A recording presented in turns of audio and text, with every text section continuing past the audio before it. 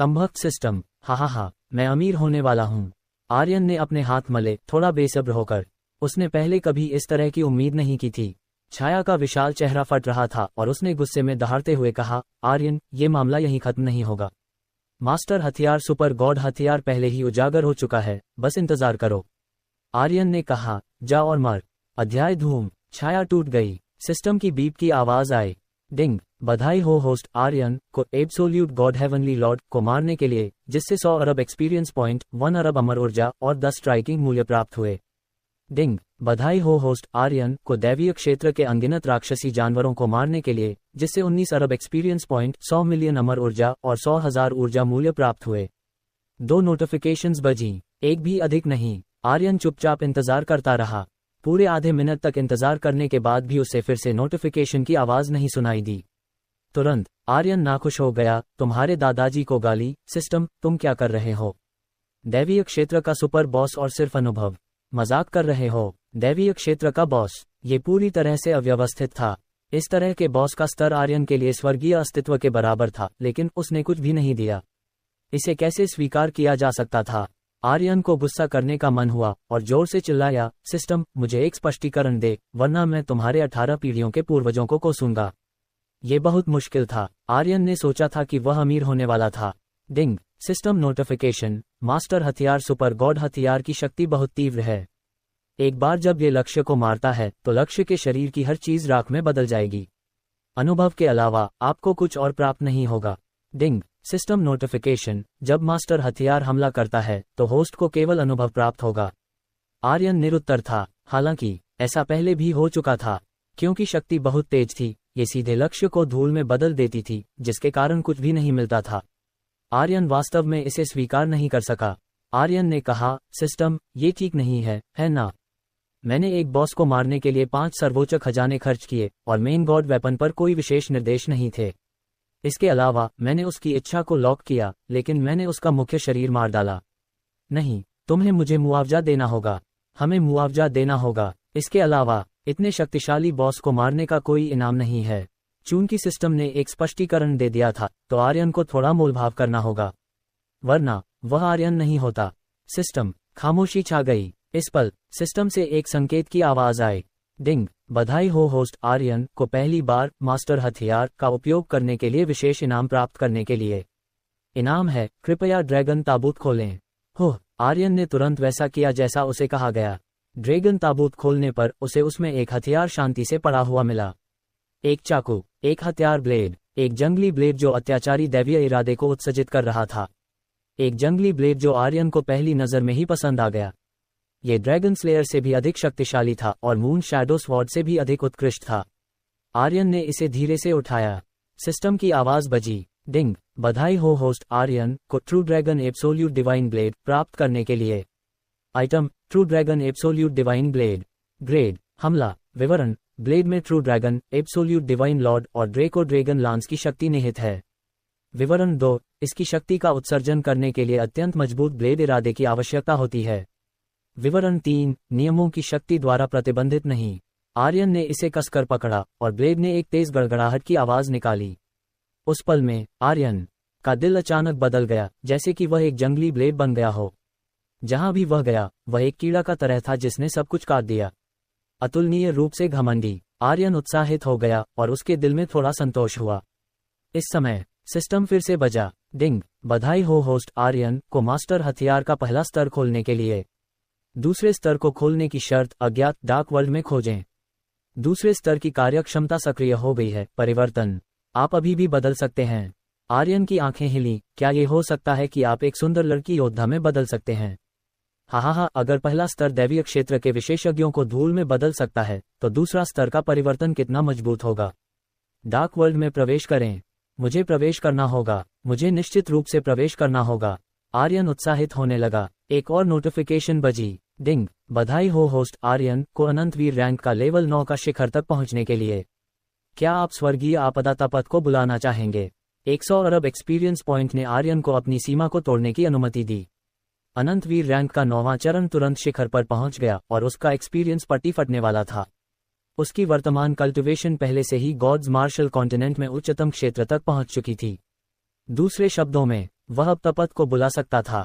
केवल तपत के बपतिस्मा से गुजरने के बाद ही वह शून्य को तोड़ सकता था और एक बेहतर दुनिया में प्रवेश कर सकता था। यह नियमों की एक तरह की प्रतिबंध था। मूल स्तर की ऊर्जा को शुद्ध किए बिना, भले ही वह एक उच्च स्तर में प्रवेश कर जाए, वह ज्यादा कुछ नहीं कर पाएगा और उसकी मार्शल प्रशिक्षण प्रतिबंधित होगी। उसकी ताकत बेहद कमजोर होगी। ये भी दुनिया का नियम था। प्रशिक्षण स्वर्ग के खिलाफ जा रहा था। एक स्तर को तोड़ने के लिए स्वर्गीय सजा के बपतिस्मा से गुजरना पड़ता था। स्वर्गीय सजा का विरोध करने पर आत्मा, मन, शरीर और सब कुछ ऊंचा हो जाता था। हालांकि 10,000 में से केवल एक ही तपत को सफलतापूर्वक पार कर पाता था, क्योंकि स्वर्गीय आपदा तपत की शक्ति बहुत तीव्र थी। जितने अधिक लोग यह मारे, इसकी शक्ति उतनी ही मजबूत हो जाती थी। बहुत कम लोग इसे सहन कर सकते थे। दिव्य सम्राट के मकबरे में विशेषज्ञों की कब्रें सब कुछ समझा सकती थीं। शायद कुछ लोग थे जिन्होंने स्वर्गीय आपदा तपत को सफलतापूर्वक पार किया था, लेकिन यह निश्चित रूप से बहुत दुर्लभ था। अगर स्वर्गीय आपदा तपत को पार करना आसान होता तो पृथ्वीराज को अपनी उम्र की चिंता नहीं करनी पड़ती और गॉड्स मार्शल कॉन्टिनेंट में इतने सारे अनंत वीर रैंक विशेषज्ञ इकट्ठा नहीं होते। वे सभी तपत की शक्ति से डरते थे। वे इसे आजमाने की हिम्मत नहीं करते थे। आर्यन एक पल के लिए चुप रहा, फिर अपने आप से कहा, अब समय नहीं है। आर्यन ने दूर में बादल भंवर को देखा। सुनहरी रोशनी की किरणें चमक रही थीं। ये कैसी शक्ति थी? ड्रैगन्स की आपदा की शक्ति। ये वास्तव में क्या था? आर्यन नहीं जानता था, लेकिन वह जानता था कि उसका एकमात्र विकल्प अब दक्षिणी तरंग की ओर दौड़ना था।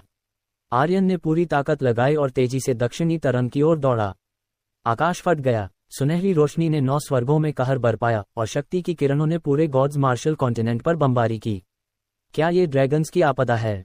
मैंने एक बार भाई आर्यन का जिक्र सुना था कि यह आपदा पूरे गॉड्स मार्शल कॉन्टिनेंट को निगलने वाली है। आरू ने आपदा की शक्ति को थोड़ा महसूस किया, बस एक पल, और उसने खून की उल्टी कर दी। वह उस शक्ति को सहन नहीं कर सकी जो उसकी सीमा से अधिक थी। आरू। एजकांत ने आरू को संरक्षित किया। आरू ने सिर हिलाया और कहा, मैं ठीक हूँ। आपदा की शक्ति बहुत मजबूत है।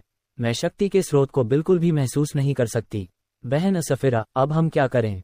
रीवा ने धीरे से कहा, आरू, तुम क्या देख सकती हो? आरू ने उनकी ओर देखा।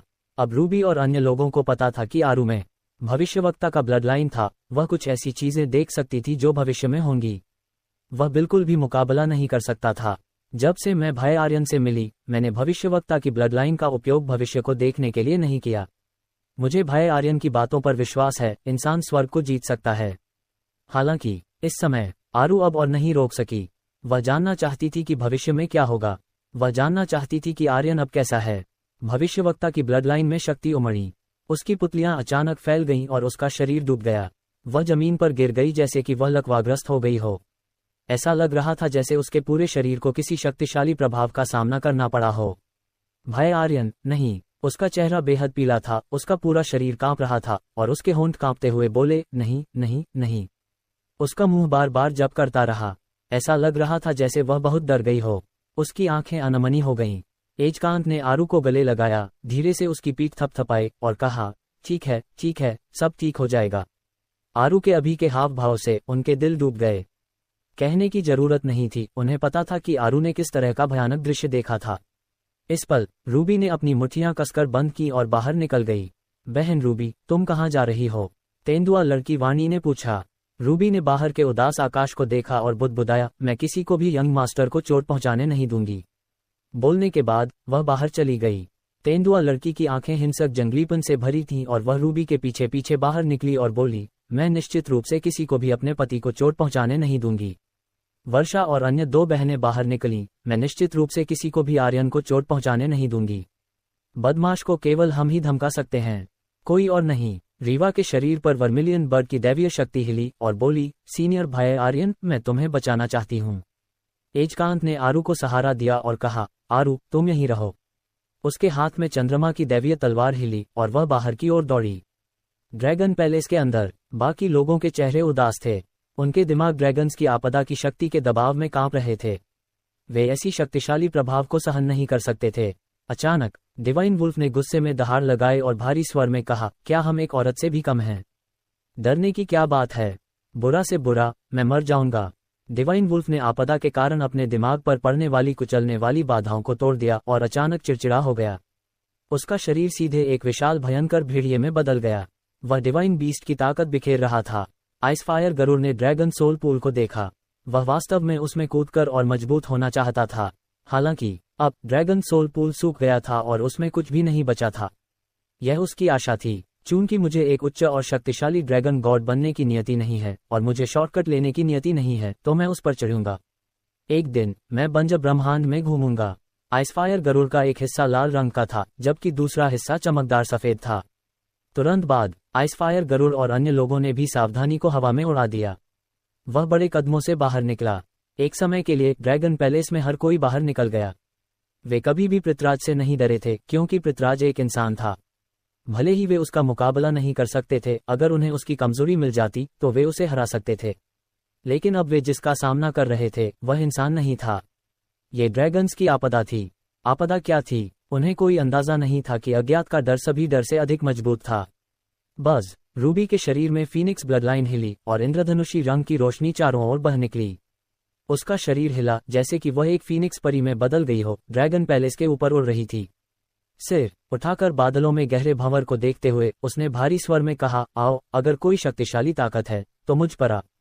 वह एक अलग इंसान बन गई थी। उसकी आंखें अटल थीं। रूबी ने अपने दिल में गुप्त रूप से कहा, यंग मास्टर, मैं किसी को भी आपको चोट पहुंचाने नहीं दूंगी, मैं निश्चित रूप से नहीं दूंगी। रूबी कसम खाती है। धड़ाम, आकाश अंधेरा हो गया और भंवर से एक शक्तिशाली ताकत नीचे की ओर धमकी। ऐसा लग रहा था जैसे वह रूबी के अभी के शब्दों को दंडित कर रहा हो। रूबी के शरीर में शक्ति उमड़ी, एक शक्तिशाली फीनिक्स शक्ति बनाते हुए जो उस ताकत की ओर टकराए। इस पल तेंदुआ लड़की का भाला हिला और आगे की ओर गोली मार दी।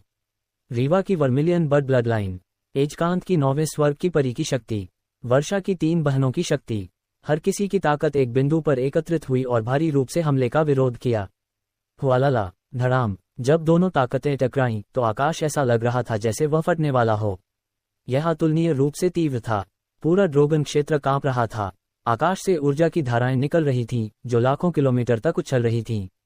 यह आकाश में प्रतिबिंबित हो रहा था जैसे कि आकाश फटने वाला हो। गॉड्स मार्शल कॉन्टिनेंट में हर कोई आकाश की ओर देख रहा था। 3 साल के बच्चे, 100 साल के बूढ़े, योद्धा, विशेषज्ञ, वे सभी आकाश की ओर देख रहे थे। उनके दिल कांप रहे थे और साथ ही वे प्रार्थना कर रहे थे। कोई भी इस तरह की शक्ति का विरोध नहीं कर सकता था। अगर यह शक्ति नीचे गिरती तो पूरा गॉड्स मार्शल कॉन्टिनेंट में छेद हो जाता, पूरी दुनिया नष्ट हो जाता और वे सभी मर जाते। आपदा की शक्ति के सामने इंसान अतुलनीय रूप से छोटे लग रहे थे। बहुत छोटे। क्या ये शुरू हो गया है? क्या आपदा शुरू हो गई है? आर्यन ने अपनी पूरी ताकत लगाई। उसकी गति बिजली की तरह तेज थी। वह पागलपन से दौड़ा। दूर में शक्ति का विस्फोट देखकर उसका दिल चिंतित होने लगा। कुछ बेवकूफी मत करो, कुछ बेवकूफी मत करो। और तेज लेवल 10 आयामी रिफ्ट। बज़, आर्यन ने अपनी जान जोखिम में डाल दी। हालांकि नक्षत्र और दक्षिणी तरंग के बीच की दूरी अज्ञात थी। भले ही वह पूरी ताकत से दौड़ा, फिर भी कुछ समय लगेगा और वह पलक झपकते नहीं पहुंच सकता था। धूम, रूबी उड़ गई और उसके पीछे के लोग सभी उड़ गए और पीछे हट गए। डिवाइन वुल्फ ने एक कदम आगे बढ़ाया और शक्तिशाली वुल्फ गॉड का शरीर हिला। दहाड़, वह आकाश की ओर दहाड़ा।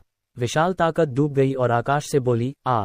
वुल्फ गॉड का भाला। आकाश में एक विशाल भेड़िया छाया प्रकट हुई और एक अतुलनीय रूप से मोटा भाला भारी रूप से नीचे की ओर छेदा। भाला जमीन पर उतरने से पहले ही वुल्फ गॉड की छाया टूट गई। डिवाइन वुल्फ ने खून की उल्टी की और विस्फोटक रूप से पीछे हटा। बर्फ और आग के पंख फैल गए और आकाश में उड़ गए। बर्फ और आग 9 स्वर्ग। धड़ाम धड़ाम, बर्फ और आग एक साथ गूंथते हुए थे। प्रत्येक परत पिछले से अधिक मजबूत थी। धूम, भंवर के भीतर एक शक्ति की धारा नीचे की ओर धमकी। एक और भी मजबूत बर्फ और आग की शक्ति नीचे कुचल दी गई। इसके सामने बर्फ और आग की शक्ति एक कीड़े की तरह थी। बैम, बर्फ और आग उड़ गए। फिर से हर कोई असहमत था। एक बार फिर उसने अपनी सारी शक्ति छोड़ी और एक बार फिर आगे बढ़ा। हालांकि आधे सेकंड से भी कम समय में वह फिर से उड़ गया। इसके अलावा उन्हें शक्ति का स्रोत भी नहीं पता था। भंवर में सुनहरी रोशनी वास्तव में क्या थी? पता नहीं। यह आपदा शक्ति वास्तव में क्या थी? पता नहीं। ये बिल्कुल भी नहीं रोका जा सकता था। आरू एक तरफ खड़ी थी और जोर से रो रही थी। बहन रूबी, तुम और नहीं लड़ सकती। अगर तुम लड़ती रही तो तुम सब मर जाओगी। और मत लड़ो, मरना। जब रूबी ने मरना शब्द सुना, उसकी आंखें अचानक हिलीं। उस पल में